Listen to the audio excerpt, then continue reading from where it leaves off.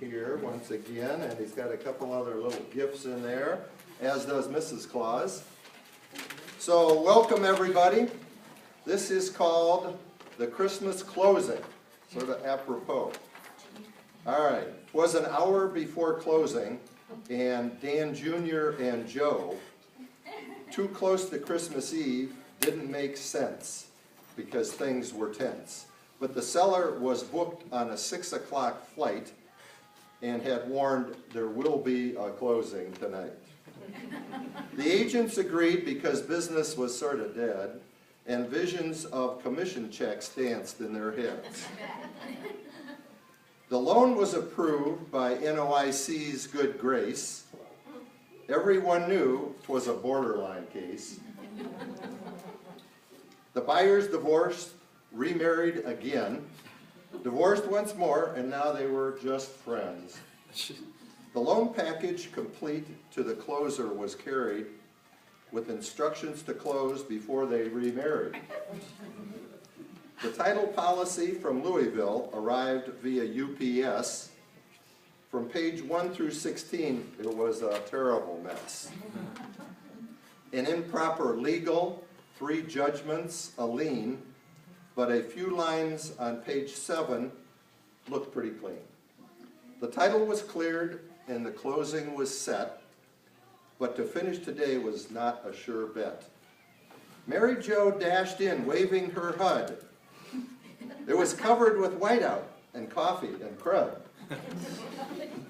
But down in the corner, you barely could see that the seller still owed $1.33.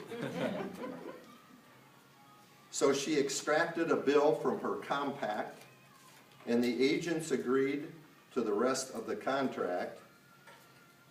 To add some interest, the seller revealed, to everyone's horror, the well wasn't sealed. And oh yes, he wanted to change the disclosure. His mother had just died of radon exposure. Oh. Yeah.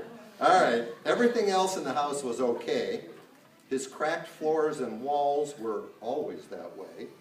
About that time, the buyer chimed in, "We'd like to continue, but before we begin, I noticed these pages. I'm likely to blame, but I gave my agent Joe the wrong legal name. And one more thing I had hoped to avoid. Does it really matter if I'm not still employed?" About this time, Mary Jo exploded. She pulled out a gun. She said it was loaded. Everyone froze and sat there amazed. She frothed at the mouth, and her eyes were both glazed. More rapid than eagles, her curses they came. She bristled and sprouted and called them bad names. Sign the damn papers. I'll make it all right. Merry Christmas to all. Let's call it a night. Ta-da! Okay, that's the one. Now, one more thing. One last thing. Every Disalle agent is special to Dan Sr. He considers all of you part of his clan. It was his idea for us to come today and wish you all a wonderful holiday. And of course, lots of success next year, peddling real estate far and near.